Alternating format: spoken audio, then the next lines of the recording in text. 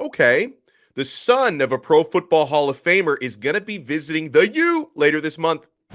You are Locked On Canes, your daily podcast on the Miami Hurricanes. Part of the Locked On Podcast Network, your team every day.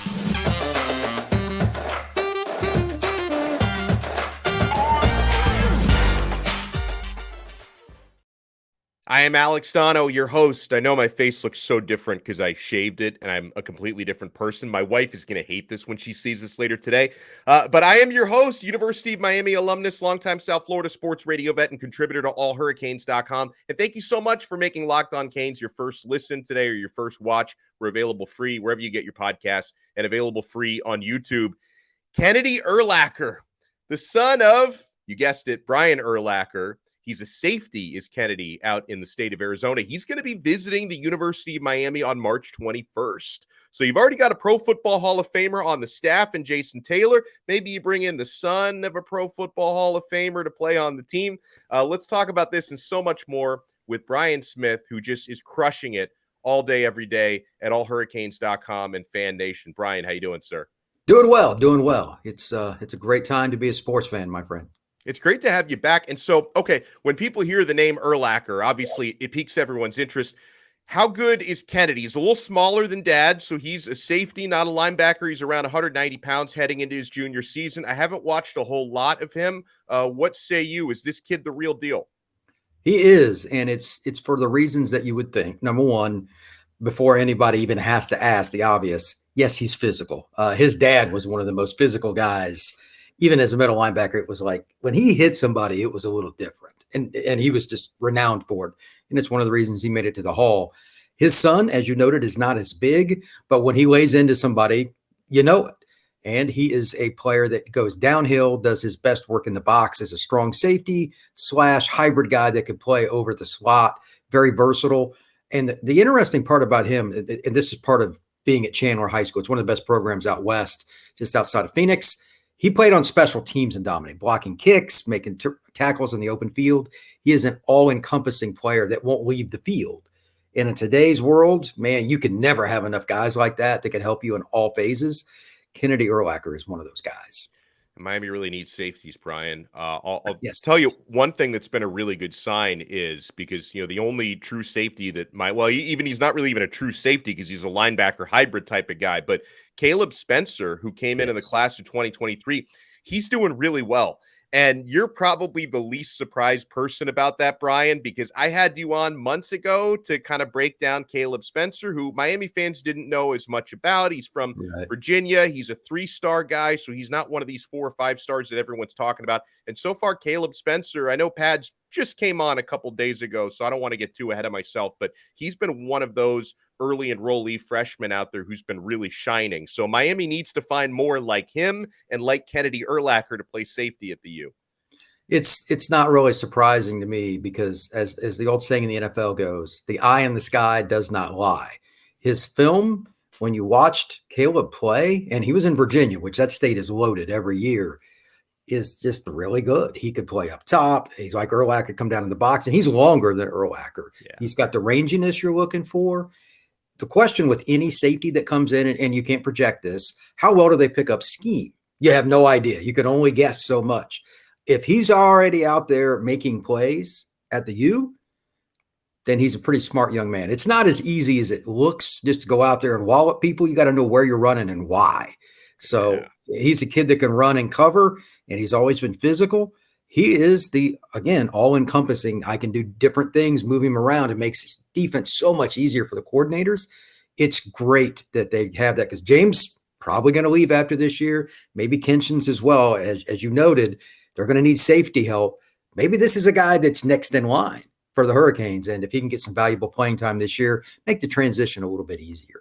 Let's stay on the defensive side of the football. So a class of 2024 Miami target, very sought-after player, 4-star linebacker, but he just made an unofficial visit to Miami this past week to watch a spring session. And Dylan Williams, the 4-star out of Long Beach Poly, that's Long Beach, California, he was really impressed with his unofficial, Brian. I mean, so impressed. He does plan to take an official visit, a follow-up visit to Miami in the summer. He referred to Miami as a quote-unquote top school for him. The photo ops that he had with all the coaches looked like a lot of fun.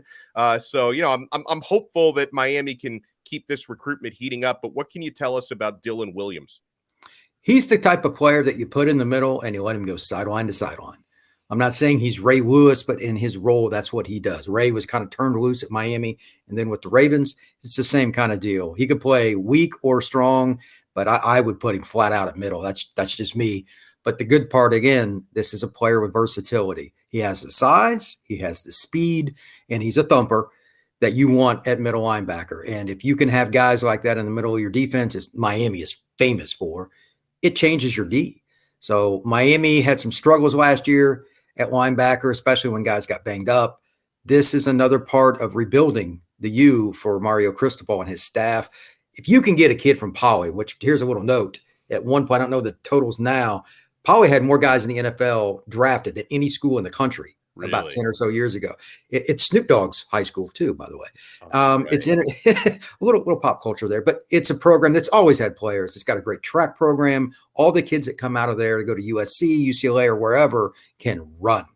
And this is another kid that fits that. For what Miami wants to do on defense, he is a great fit. This is a recruitment to follow for the Hurricanes. And a player like this, it's a reminder that Miami under Mario, they really want their recruiting board to be national. And, there's going to be a West Coast tie-in for the next couple of years because a lot of these players, Cristobal was recruiting at Oregon, but I think he's going to continue that. Like once that cycle of players comes through, I don't think he's going to stop recruiting the West Coast. So I know everyone wants like South Florida to be the bread and butter, but there's a lot of great players to be had outside the state and even outside the coast. I was thinking about this yesterday. Miami, if you count the IMG kids, I believe it was 17 that they signed from in-state last year. Let's just take the IMG kids out because, they were from West Coast, et cetera. It was like 13. If you get 13 Floridians a year, and let's say half of them are top 25 to top 50 kids in the state of Florida, then you sprinkle in 2 from Texas, 2 from New Jersey or Virginia, and then like 2 from California, we're good. I mean, it's this. And Louisiana, I want Louisiana kids too. Well, that's something else. Here's a little note I know you're alluding to. Both coordinators are from Louisiana. Per capita, number 1 in the nation, many years for producing NFL talent, the state of Louisiana. It cannot hurt that they have that right there because that state, everybody knows each other. I've lived there. If you get connections in that state, if you can add 1 or 2 from Louisiana, that's double thumbs up. That state is tremendous. So I don't have a problem with them doing it. They're not going after low-hanging fruit in California, Texas, etc. They're going after elite players. If they don't get them, so be it. They're spending the university's money to recruit, so they don't care. The coaches are going after the top guys. And if they take developmental guys, that's Kaleb Spencer kind of being an exception. I think he was underrated in recruiting rankings. Most of them are going to be South Florida kids. They're in Miami Public League or something like that. Cristobal is doing this the right way. Cherry pick elite players from around the country. And then everything else right here at home in Florida. We're going to talk offense when we come back. As a couple of important offensive targets have the U on their minds. We recently had an offered quarterback take an unofficial visit. He enjoyed himself, and a wide receiver 4-star who's very high on Miami's board has kept Miami among his finalists as he's narrowing down his list. So keep it locked right here to Locked On Canes. Guys, the March Madness, the built March Madness bracket is here. This is a lot of fun. We know you have a favorite bar or puff, and now it's time to make it count. Go to builtmarchmadness.com to vote for your favorites. They actually have a bracket on the site, builtmarchmadness.com. I'm going to be voting for, and this is a tough decision, but I'm going to go with the cookie dough chunk puff, which has a tough matchup against the cookie dough bar in the first round, but the chunk puff for me just gets the edge, man. So that's what I'm going to be voting for. And if you want the Canes to win the NCAA tournament, then you'll be voting for the cookie dough chunk puff too. Support your team, support your bar or puff. And when you vote for your favorite bar or puff, you're going to be entered into a drawing where 50 lucky Locked On listeners will get a free box of Built.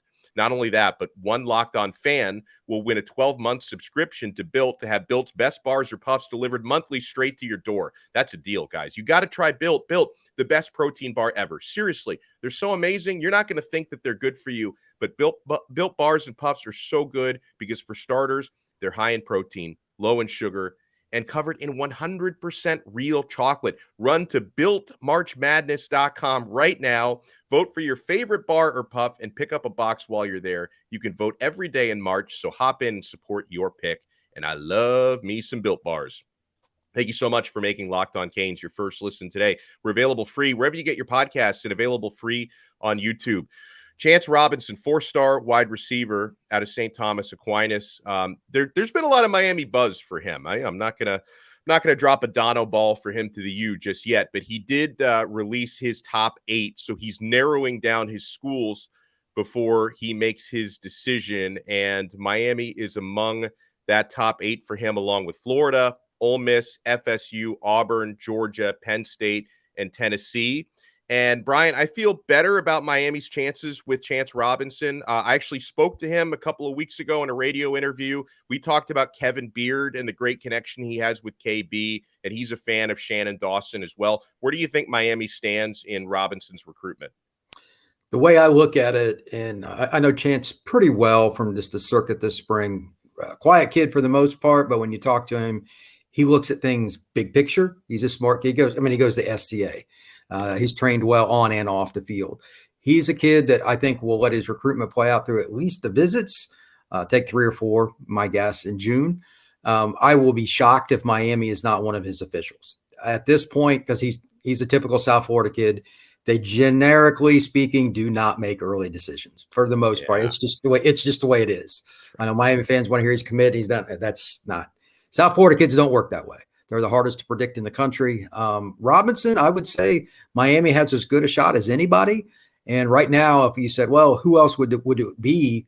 I don't even know who's in his top 8. And I've talked to him about it because it's changed around. And the last time I talked to him, but it's Miami that's always the one that kind of comes up. And the other day when I saw him, Jeremiah and JoJo together, they always hang out together. They all 3 mentioned that they liked Beard and he was real. Okay. And for them, that means they're not getting a lot of fluff. Those 3 can go to any school they want. Yeah. And he was very honest. He's like, look, this guy's cool. Miami put themselves in a better position with him and Coach Dawson as well. It's interesting. His offense, the numbers he did at Houston, what he did for Clayton Tune, he made Clayton Tune a lot of money. And when quarterbacks do well, wide receiver recruits listen. So I think that'll transition with Van Dyke in this season. They may solidify some recruitment's chance or otherwise based on how Van Dyke plays, because they have the right offense for receivers. They really do. Now, you mentioned a couple of other names, so I have to follow up on the Chaminade guys. JoJo and Jeremiah, if I'm not mistaken, they were both at Florida State this past weekend, or was it just JoJo? I know at least JoJo visited FSU, so I don't know if there's anything, because you speak to these guys periodically, if there's anything going on there. I know I talked to Jeremiah about it, and I said something about Miami fans, hoping you go there or whatever. It was just like generic conversation. And he said, well, I was just at Florida State yesterday. It was Under Armour Sunday in Orlando. They came up for picture ops and stuff like that. They didn't even work out, none of those 3. And he said he was at FSU. I didn't even ask JoJo, but they're like best buddies. Yeah, I think so. If Jeremiah was there, JoJo definitely was, because JoJo was the one that I thought for sure was there. So they were both. Jeremiah is the one who brought it up to me. I didn't even ask because I didn't know. And he said, yeah, I was at Florida State yesterday. So, why? I don't know. They're South Florida kids. Again, there is no predictability. So don't ask me who, what, when, where, or why. It is what it is. I still say that until otherwise proven, Jeremiah is going to go to Ohio State, but then he visited there. He's talked about Miami. So maybe I'm way off. JoJo has made it clear from the outset, late decision, no idea what's going on. He's going to be arguably out of the top 50 kids in the country, the most difficult to predict when he's going to make his decision, first off. And second, Miami's right there, but kind of like Chance, I really don't know who's the team Miami's really competing with. Is it FSU? It could be, but he could go out of state too. JoJo is very tight-lipped about his list, so that's an interesting recruitment to follow as well. No doubt about that. I think both of us have had a chance to speak recently with the quarterback from Monarch who visited Miami this past week, AJ Hairston, who's a great young man, and I speak with his quarterbacks coach sometime as well. He came down to the U for an unofficial visit for Thursday's practice, and they all told me he had a fantastic time, and he was blown away meeting all the coaches down there. And I like AJ a lot. I think we've spoken about him before, Brian, that I think he's one of the more underrated recruits in the entire country. How this guy doesn't have any stars, despite the total package of stats, size, stature, ability, hard worker. I don't really know why he's not rated higher than he is. If you wanted to, and quarterback sells anyway, everybody's always interested in quarterback, you could make an argument that AJ is the most underrated quarterback in the nation. He was, first team all Broward or whatever, which for anybody that doesn't know, and if you're watching this podcast, I'd be shocked. Broward County is top 5 in the nation, arguably, for talent. I mean, it's insane. He threw for 3,200 yards last year in Broward. I mean, defensive backs, it's as good as it gets in the country. There was one year Alabama's all 4 of their starters in their secondary were from Broward. So he's going against dudes and cutting them up. His only offer is Miami. It is bizarre. I've seen him play 7-on-7 twice. I've seen him at Under Armour. I've highlighted him, etc. And I've even asked some guys like, what's the deal? And nobody really understands what it is, why more schools haven't pulled the trigger. I have no idea. It is truly perplexing. But to your note, great kid, hard worker, humble. Yes, sir. No, sir. He fits the profile, what you want behind center.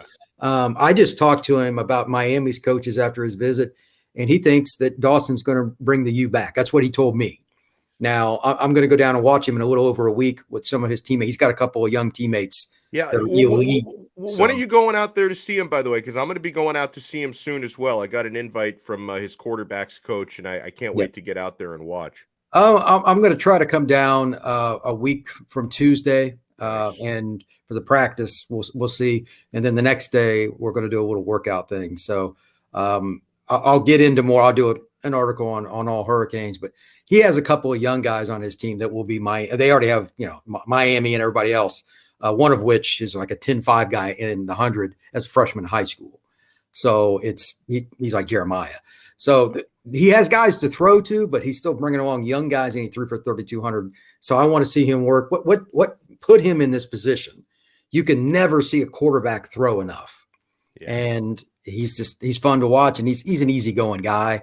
So I'm going to check him out, and we'll see what happens. But I've seen him 3 other times, and he's always been good. I expect the same this next time.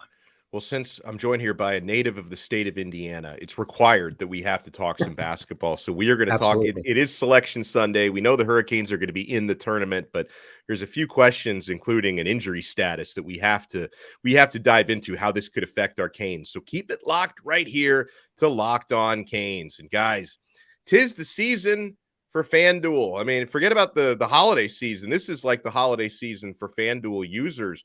The midpoint of the NBA season is come and gone. We got the tournament coming up. Now is the perfect time to download the FanDuel app, America's #1 sports book, because new customers get a no-sweat first bet up to $1,000. That's bonus bets back if your first bet doesn't win. Just download the FanDuel Sportsbook app. It's safe, secure, super easy to use. And then you can bet on everything from the money line to point scorers to threes drained. Plus, FanDuel even lets you combine your bets for a chance at a bigger payout with a same-game parlay. So do not miss the chance to get your no-sweat first bet up to $1,000 in bonus bets when you go to FanDuel.com/lockedon. That's FanDuel.com/lockedon to learn more. Make every moment more with FanDuel, an official sports betting partner of the NBA. Thank you so much for making Locked On Canes your first listen today. Make sure you make Locked On College Basketball your second listen with Andy Patton and Isaac Shade. They'll be breaking down Selection Sunday. They'll be breaking down their brackets. So last I checked, Brian, Joe Lunardi, if Miami wins, he drops them a spot. If they lose, he drops them a spot. Doesn't seem to matter what Miami does. And so, they did fall to Duke in a close game in the semifinals of the ACC tournament, despite the fact that one of the most important players, Norchad Omier, gets hurt, rolls his ankle in the first minute of that game. I feel like the game would have gone differently had Omier been healthy to play that full outing, and yet Lunardi now has Miami as a 6 seed. So I guess before we talk about how that injury might affect the Canes, let's talk about the seeding. What are you expecting? Because I think some folks have Miami anywhere in the 4 to 6 range.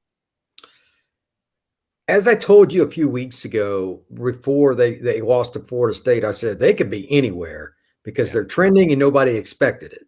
Let's be honest. The NCAA committee coming into this year was not saying, oh, Miami's going to be our 3 seed or whatever. They were one of the outliers that just jumped in.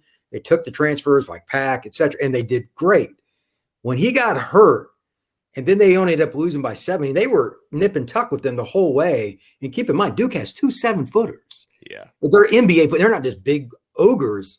These guys can play. It was incredible what Miami did on the fly. They're putting guys in the game that never hardly play and staying right there with them.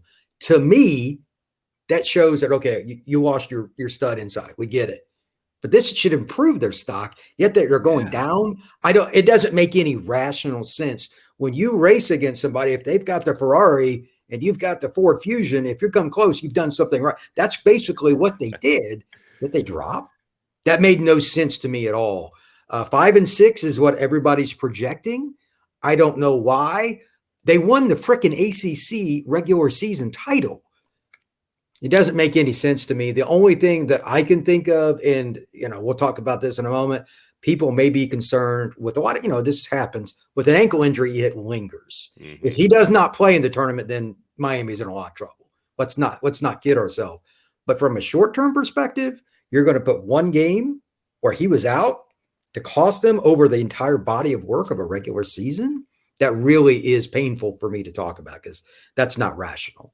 Let's talk about that long-term perspective then, because I guess we can't rule anything out. The only thing we know is he didn't break anything. Right. He got the x-rays right there in Greensboro, and they reported it during the game that there were no fractures. So we're talking about potential sprains and degree of sprains. As of today, I don't have any sort of inside medical information on it. And we were talking off air, Brian, it's not in Coach L's best interest to give that information to anyone. So we don't know how severe that is. Now, it was, good sign. I thought that Omari did return to the bench with the ankle taped up to watch his team. So he wasn't, back in the locker room or the medical room, like writhing in pain or anything like that. So, I guess there's a couple different discussions to have here. If God forbid he can't play to open the tournament, is Miami in serious danger of not even getting past the first round? Or then if he does play, but he's only 60, 70%, what do you think that does to Miami? Those are great questions. It's amazing what Larrañaga and his staff did. Think about this. You do not prepare for injury because it's not possible. And it's why it's the number one determination for betting and everything else. Nobody wants to bet on something until they see the injury launch like NFL or whatever. This is no different. We're not going to get any information, as you said. You could put a gun to Larrañaga's head. He's not going to tell you diddly. No matter what he says, don't believe it. Right. I mean, it's just not in his best interest. So we'll have to wait and see. But think about this. Walker came in and played pretty well. That's the first thing to put in there. Again, 2 NBA post players for Duke. And he didn't, not that he wasn't going to play a little bit, but his role was expanded way outside the norm, and he did pretty well. So if Miami advances, let's say they get a 5 seed, they would play a 12. That would be expected. Can you get past, to me, the second round when you're playing a 4 seed or something like that? Because then it's quote unquote like talent going against Miami. I have no idea because teams are going to prepare. They're going to have time to prepare then to see, okay, he's not playing. We could, that makes it really, really difficult. And while Coach L is a great coach, at the end of the day, talent has been proven to win more tournaments than coaching. That's not going to change in hoops. So if he doesn't play, I think the second round or the third round is where they would end up. Yeah. And I was having a conversation with a professional sports handicapper yesterday, and we were kind of talking about the possibilities. And, he basically told me that they could, like you said, they could probably win the first game, but then he'd be really worried, like if Miami had to rely on Walker for like significant minutes, if he has to play 8 to 10, that's one thing. But if they have to rely on him for 20 plus, he thinks the Hurricanes are in big trouble. So, the Canes are going to go about as far as a somewhat healthy Norchad Omier can take them. And of course, one of the great things about this team all season long, Brian, has been their versatility, right? I mean, It's Omier unbelievable. obviously not the only player who can step up, because Jordan Miller has just been massive and so underrated this year. And Isaiah Wong, ACC Player of the Year. Nigel Pack, when he got hot later in the season, he's been absolutely scorching. So this is the type of team, nobody's going to want to see them in the tournament. No, Like they won't. Omier or not, like no one's going to want to get drawn against Miami. Your point about Miller is a great one. Here's something for you, and I'm not taking anything away from Wong. He's a deserving player. He's one of the best shot makers in college hoops, period. But if you're drafting for the team, I would take Miller first overall at anybody in the ACC, because he's the only guy that can guard a 1 to a 4 and be consistently just not just successful, but like he takes guys away. There were times where he took Filipowski away, who's a terrible matchup for him, but he's just so smart, and he's long and rangy. Like he's not Stacey Augmon long, but he's really long. And he found ways to get deflections, get in the passing. If it was not for Jordan's defensive effort, Miami would have got smoked by Duke. They would have, but he had to guard a guy that, again, he doesn't match up with. And then he also had to help out underneath because, again, Omier wasn't in the game, and that's a shot blocker and a space eater. What he did on the defensive end isn't going to get credit because it's not stats, but he is tremendous. And then he still knocked down a bunch of big buckets, fadeaway jumpers and stuff. He is a tremendous player. And to your point, nobody wants to play against that guy, let alone like Beverly off the bench. He's knocking down shots. Miami has talent, and they can score. How many guys does a team need that can go off the bounce at the end of the shot clock and score? 1 or 2 usually. Miami has like a half dozen. It's unbelievable. So nobody wants to play Miami in the tournament, regardless of what happens to the big guy and his ankle. What are you working on basketball-wise over the next couple days? Because obviously Selection Sunday, I'm sure people can check out everything you're working on at allhurricanes.com. First thing is I'm in the middle of finishing up an all-encompassing article. That'll be up in about an hour. And then I'm also going to kind of talk a little bit about what Miami's situation is, a little bit what we talked about, and what I think. And number one, about the seeding. I'm a little ticked off about what's being reported. We'll do something at the end of the evening after the tournament is actually announced, because word only knows somebody's going to get the short end of the stick somewhere. It may not be Miami, but we'll talk about that. But overall, the thing that I'm interested in is the seeding for the top 4, because there's been a lot of debate this year. This is a tournament that a lot of teams could win. Houston, maybe they're the favorite. I mean, I thought Kansas was the best team this year, and they just got annihilated yesterday. So, I mean, it's really hard. But the Miami article, I'm going to try to get it out by 3:00 or so. And it's just my thoughts on some of the stuff we were talking about. Jordan Miller. Is there a more underrated player in college basketball? Name me a guy that is as versatile as him, offense and defense. I mean, it would be difficult. I'm not saying that I'm right. I obviously follow the Canes, but it's tremendous what he's done, and he's going to take that to the next level too. I think that the article will be really just the truth. Miami has been undervalued. It's not a basketball school, and I think that's hurting them a little bit. Well, make sure you check that out at allhurricanes.com and follow Brian on Twitter at FBScout_Florida. Brian Smith, thank you so much, man. Enjoy the rest of your Sunday. Thank you, sir. Have a great day. Great times. We will talk to you guys. You know what? I think we're going to sneak in another episode later on today, because Hoodie Girl wants to talk some hoops. So we're going to sneak in another episode later on today right here on Locked On Canes, part of the awesome Locked On Podcast Network. Your team every day.